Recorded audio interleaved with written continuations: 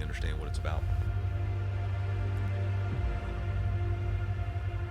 Every time I touch the ball, I'm thinking I'm going to score.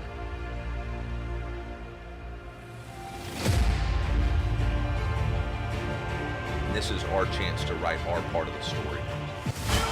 The wheels, ball, goes, touchdowns! Like he looks like he wants to take someone's head off. Oh, picked off! Into the mix! Dante McClellan!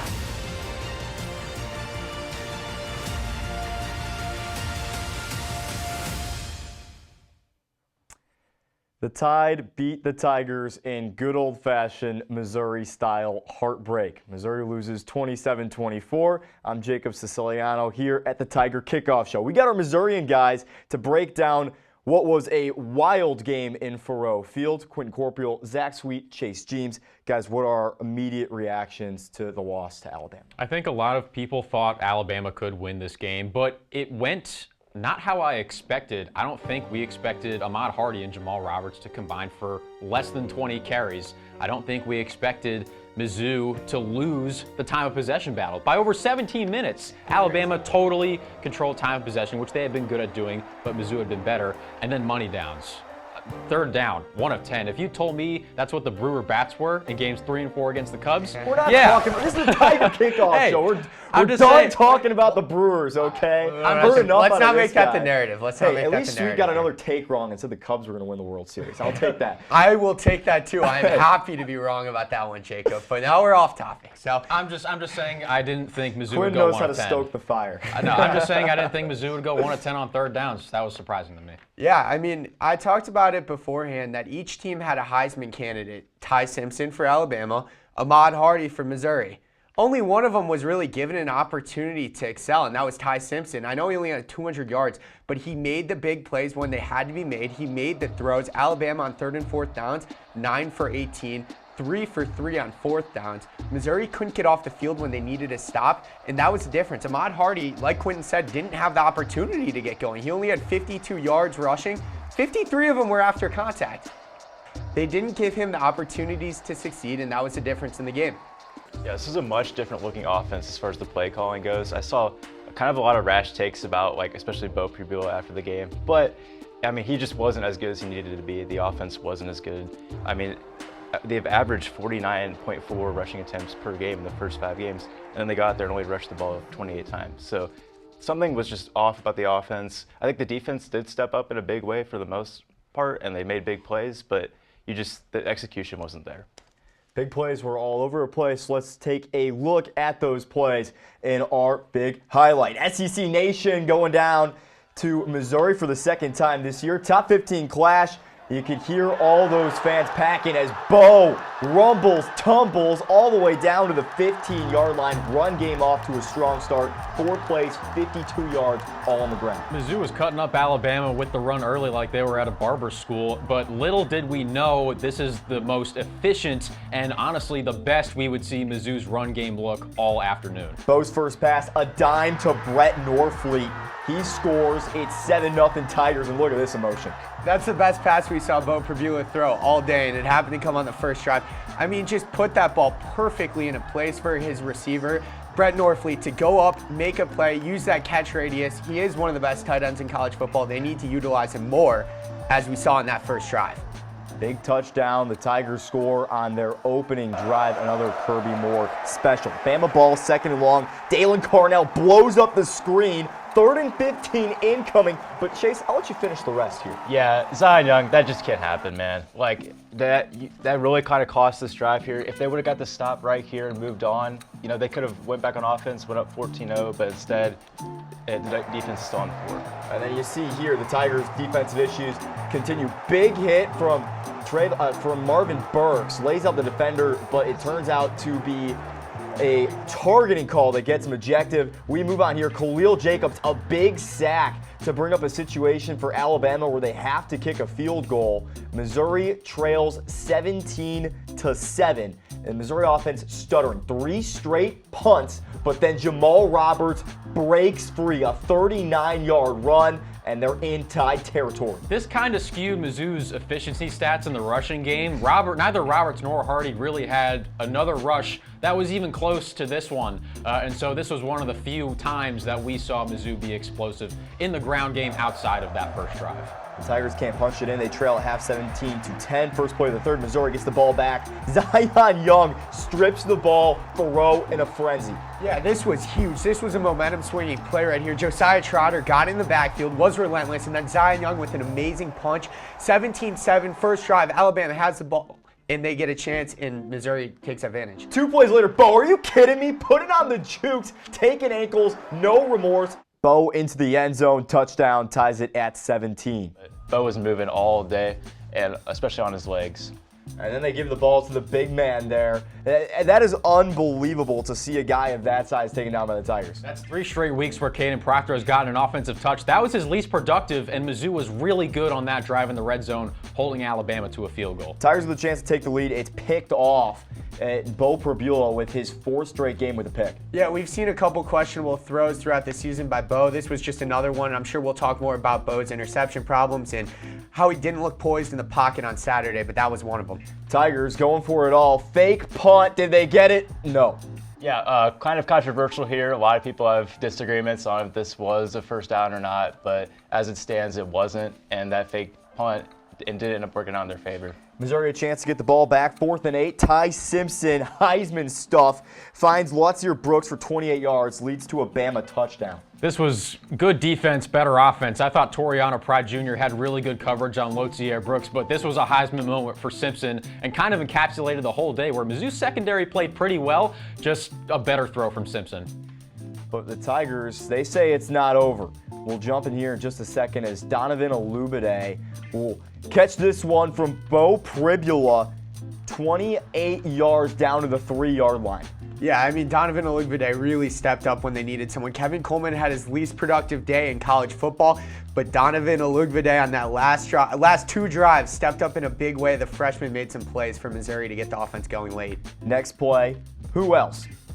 The true freshman, Donovan Olubade in the back of the end zone. It's a 1-score game, 27-24. Again, I mean, they're really trying at this end of this game to stay in it and get this win. Olubade is making some big plays. They got to keep it going, though. Defense gets the ball back, 4th and 6. Olubade, are you serious? 25 yards on 4th down. The drive stays alive. He's only made 11 catches this year, but he's electrified in almost every single one of them. And down late when they needed a big-time catch, they did what any team would do to a really good wide receiver, and that's get him the ball in one-on-one coverage in a big spot. And the Tigers in prime position to take the lead or tie it, but Bo picked off. Game over. Yeah, I'm sure everyone's seen the other angle of how open Marquise Johnson was, but this play just encapsulates the day of Bo Pribula. Couple questionable decisions in the pocket. He had time to throw and just second-guessed himself, didn't take what the defense gave him. That ends it for the Tigers. They fall to the Tide for the 51st year, 27-24. Here's what Drink had to say after the loss. Heartbreaking disappointment. I mean, we didn't come here to play them close. We came here to win. Like, I'm not good with playing them close. It's bullcrap. We came here to win. We didn't get it done. So we're going to be disappointed, but we're going to learn our lessons and leave the event. We're not going to sit here and pout and make it more than it was. Learn the lesson, leave the event. We're disappointed. We had a good enough football team. We turned the ball over twice. We didn't get off the field on 4th downs and didn't stay on the field on 3rd downs. Like, you're going to lose the game. So that's on me as a head football coach to get that stuff corrected. It's got to get corrected in practice. It's got to be executed better on Saturdays. And there's no feeling sorry for ourselves. No, man, we tried hard. That's a given. Well, the Tigers weren't playing to have a close game with Alabama. They were playing to win, but it was a close game. So let's have an alternate history here. If you guys could give me one play that would have changed the outcome in favor of Missouri. Quentin, we'll start with you. I think we have to start with that Zion Young penalty on the first drive, because if that doesn't happen, you're looking at 3rd and 15 for Alabama on its own, I believe, 20-yard line, and you have a much better chance of getting off the field and giving Mizzou's offense a chance with probably pretty good field position. Yeah, I'm going to cheat a little bit on this one. That obviously was a huge play, but I'm going to skip to the 4th quarter, and there was a 2-play sequence. Missouri's defense was on the field, facing 3rd and 24 with just over 5 minutes left in a 1-score game. and they let Alabama get 18 yards, or 16 yards, I believe, to force a 4th and 8 in which Alabama went for it. We saw the throw to Lottie Brooks on that 4th and 8. Those 2 plays, Missouri will be dying to have back on film. You can't give up a 3rd and 24 conversion at that state in the game with a chance to get the ball and go down and score north of 5 minutes left. It was a perfect position to be in, and they failed to convert. They failed to get off the field on the money down. It's the story of the day. Yeah, I'm going to go with the fake punt. They definitely took a gamble there. I'm not sure what we all think, if they should have done that or not. In hindsight, I mean, you probably say you don't, but then, he does it, he gets the first down, and then we're hailing it as a great, idea. So, but if he does get that, like that could have changed the momentum of that game. I know you said you have an angle that makes it look like it was a first down. So I have to roll that at some point. But yeah, definitely an important part of that game. And if it would have happened, it could have changed it. Luckily, we don't get fined by the SEC for talking about the officials. I think it'd be remiss to not talk about the interception as well from Bo at the end of the game. I know a lot of fans back home are thinking of that too. As we move on here, we have a guy who isn't so focused on what could have been and what should have been, and he's going to take us through the reality of what happened in Missouri, Alabama. That's our former Tiger Cotton Bowl winning champion, Tyson Ellison.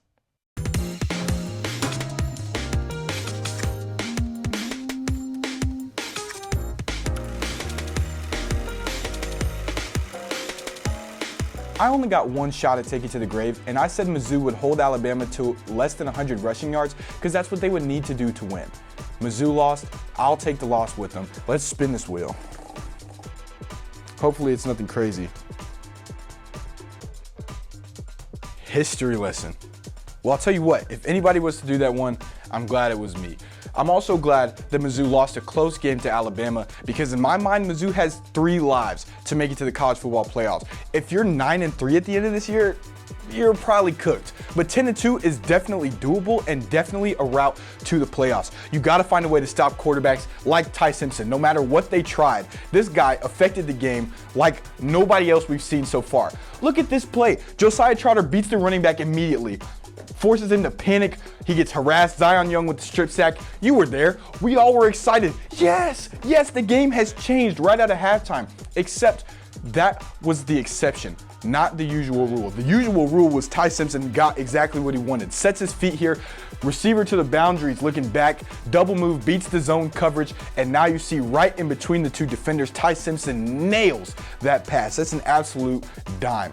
Even when he was getting pressured at times, Khalil Jacobs going to come on the blitz, once again beat the running back in pass protection. Look at his posture when he throws this football. He's on his back foot, leaning, can't step into the throw.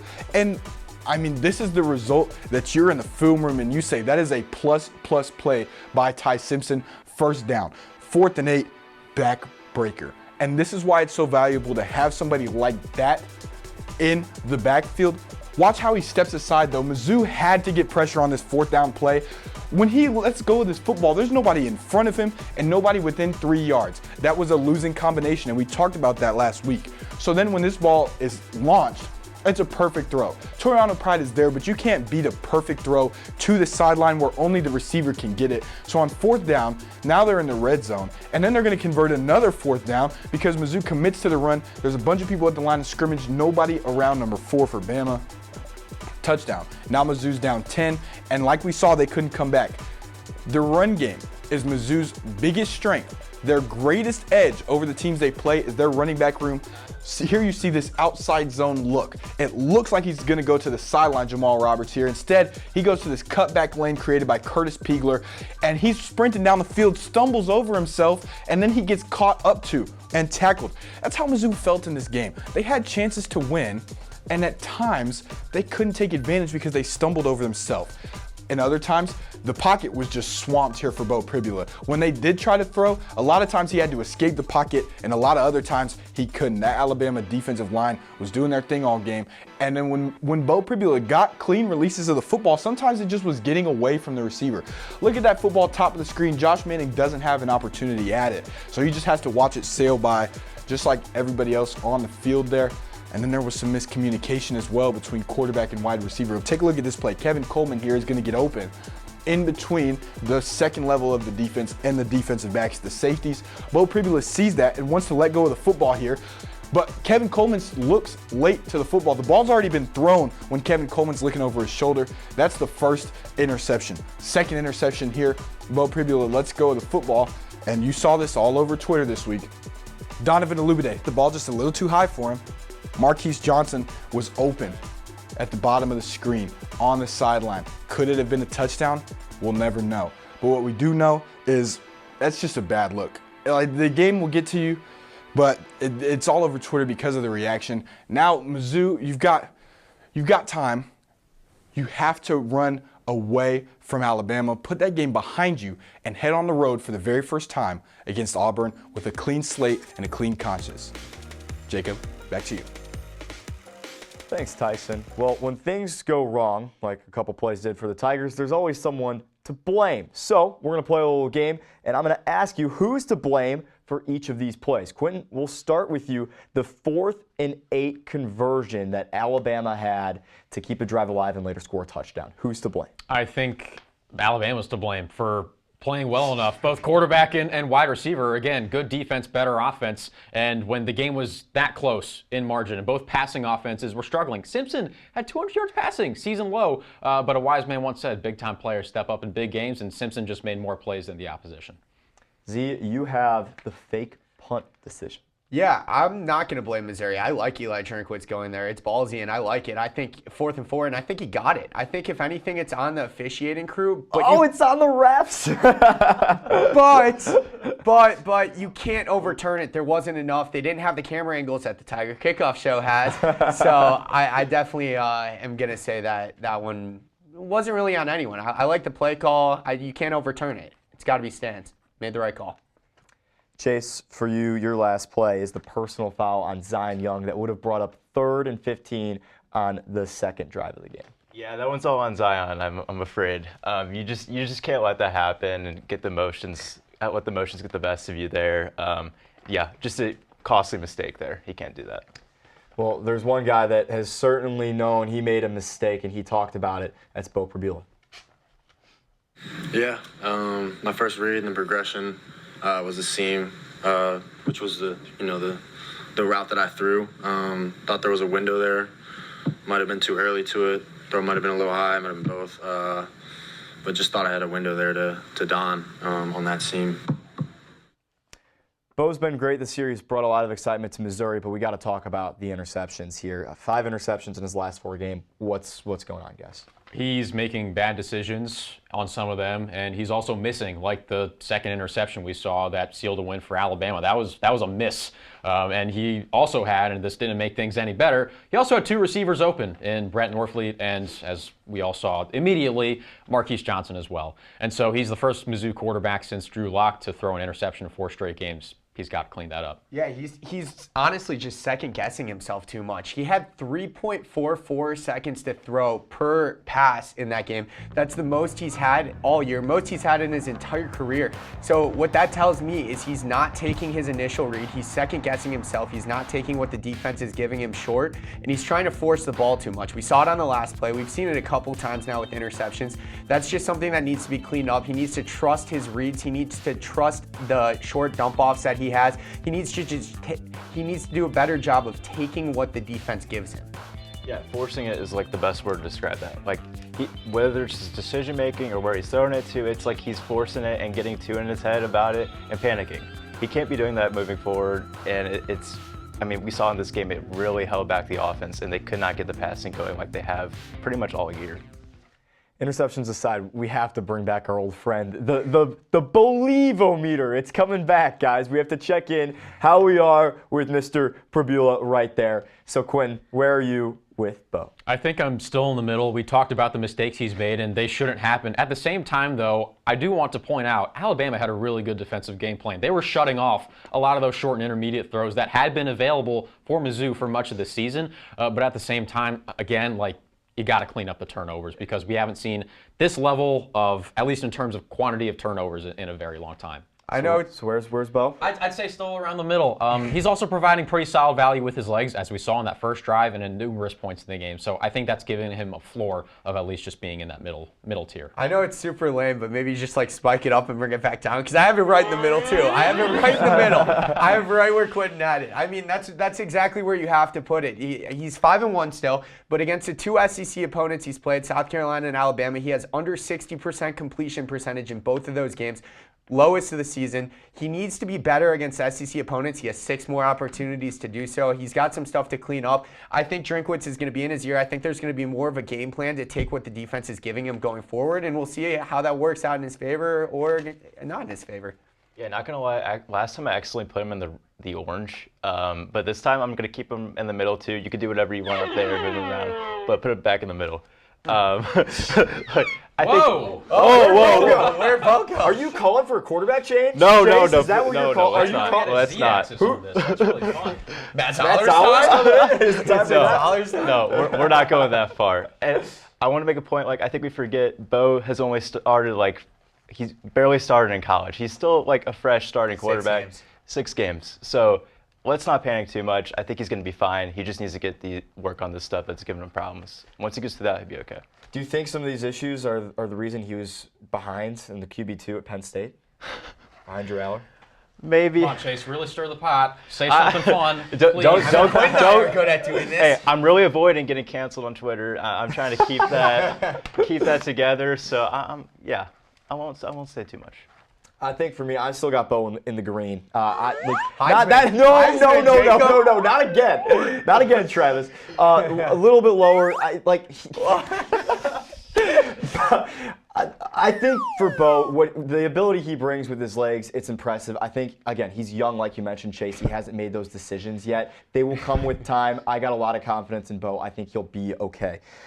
Let's talk about the run game. This has been the lifeblood for the Missouri Tigers offense. It's one group that we all believe in, but they were left in the stable. Again, Missouri averages nearly 50 rush attempts per game. They had just 28 rush attempts versus Alabama. And then just look at those numbers for Ahmad Hardy. 130 rushing yards per game, just 52 versus Bama. I think the flow of the game dictated, or I guess I should say the flow of the game caused the lessening in rush attempts. I don't think this is on Kirby Moore. I don't think this is on the play calling at all. Alabama was holding the ball for a really long time. Like, they had one drive where they held the ball for 9 straight minutes. You just can't run as many plays if you literally do not have possession of the ball, which is exactly what happened on Saturday. Yeah, I'm gonna agree, but I'm also gonna disagree. You need to get Jamal Roberts involved. I'm sorry, it's been a 1-2 punch. I know we talk about Hardy and the Heisman. I know we talk all this about how great Ahmad Hardy is, because he is. He really is that great. But Jamal Roberts is a really good running back too. They've been a solid 1-2 punch all year. That's been what's kept Missouri going. And Jamal Roberts had 5 rushing attempts. 4 of them came in a stretch of 1:30 late in the second quarter. His lone rushing attempt in the second half was the fake punt. You need to get him involved. You saw he broke a 40-yard rush when he got the opportunity. Let Jamal Roberts have a couple more carries. Let him see if he can't get going when Ahmad Hardy isn't. I mean, it seemed pretty simple. Like, just get him the ball more. Yeah, because a while ago we talked about what the difference in snap counts would be for them too, and I think Roberts has proven he could absolutely get more than what he's been getting. Like, he's a very talented running back, and yeah, moving forward, you cannot run that low. Like, we know this is what gets the offense going. It's the strong suit of this team, and if you want to win these games and try to get in the college football playoff, like, you got to get the ball running more. It's just that simple. Do you think this is kind of a fluke, Quentin, or is this potentially a new standard? I mean, we'll have to see, because I'm not sure Mizzou is going to lose the time of possession battle as hard as they did on Saturday. Like, they were minus 17 minutes in time of possession. Alabama's really good at controlling it. Just going forward, I'm not sure any team they face is going to be able to do that. So I'm not entirely sure. I think we're going to need a larger sample size. You mentioned Roberts. Is that something that you do put on the offensive play caller in Kirby Moore? Yeah, like Quentin said, the time of possession is huge. But with that being said, I also think you need to get Jamal Roberts involved earlier. I mean, his first couple carries came late in the second quarter. Get him going. I know they didn't have the ball. I know that Alabama had a 9-minute possession. They possessed a ton in the first quarter. But it should be Hardy and Roberts. It shouldn't just be Hardy. It shouldn't just be Roberts. It wasn't, obviously. But it shouldn't just be Hardy. You need to get that 1-2 punch going. And I think that's something they will establish. The running game is still their identity. It will be their identity when they win games this year. So that's going to be important going forward for sure. Yeah, I think I saw a stat that Hardy had 52 of his 53 rushing yards were after contact. Was that true? 53 of his 52 were after contact. Okay, 53 of his 52. It's just nuts. And that just goes to show, again, this guy doesn't get brought down. And I wouldn't worry too much about this game. He's going to get more involved. I don't know what his ranking in the Heisman race is now, but I don't think that really matters. I think he's going to be right back next week and probably going over 100 yards again. Ahmad Hardy, you got it. He is a true workhorse. Crazy week in college football. Let's check the scores.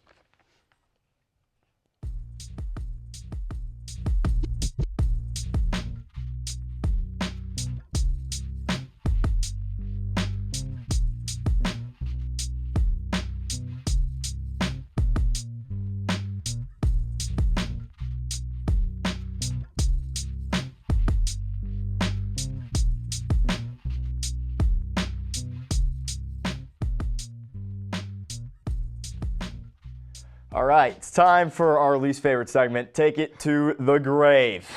It's spooky season, so the grave's finally fitting, right? But it's been spooky for a couple of us, and it's spooky for myself, and it's spooky for Zach. It was spooky for Tyson. You saw he got history lesson. That's going to be a good surprise.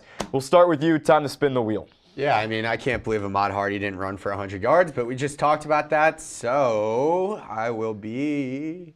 Oh, it was eat your words. It was eat your words. I believe it was Viral Take. Really? Yes, it started on Viral Take, and then you moved it. That's Tuesday for this guy. It is. Viral Take is every single day for Zach Sweet. Yeah. I'm not terribly upset about that. I don't know how the Tigers average 50 rushing attempts a game, and then they only have, not even 40, which was my take. So we'll spin it as, again, we talked about before. The arrow's misleading. Viral Take. Well, we're doing this together.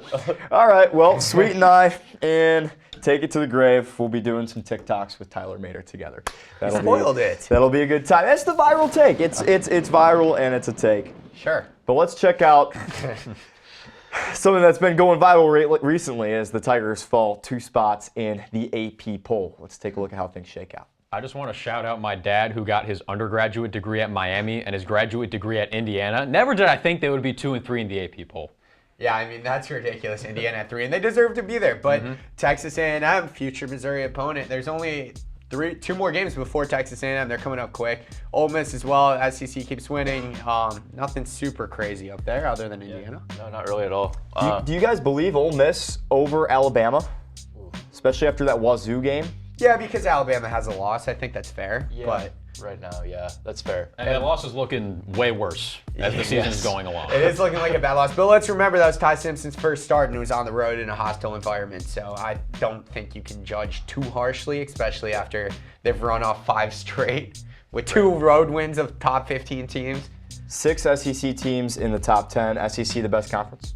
I think they are the deepest. At the top, I think the Big Ten is better with Ohio State, Oregon, and Indiana. But again, I think the depth is where the SEC has. I was going to say, if you said Oregon in front of Indiana, and you. Oh well, that was in no particular order. Okay. Yes, I understand Indiana beat Oregon. Is there a true team that is the best team in college football? I still think it's not pretty comfortably. I still think it is Ohio State. You can make arguments for Miami and Indiana, but I think Ohio State is still the best. How about this matchup? Missouri-Vanderbilt right there, 16 and 17.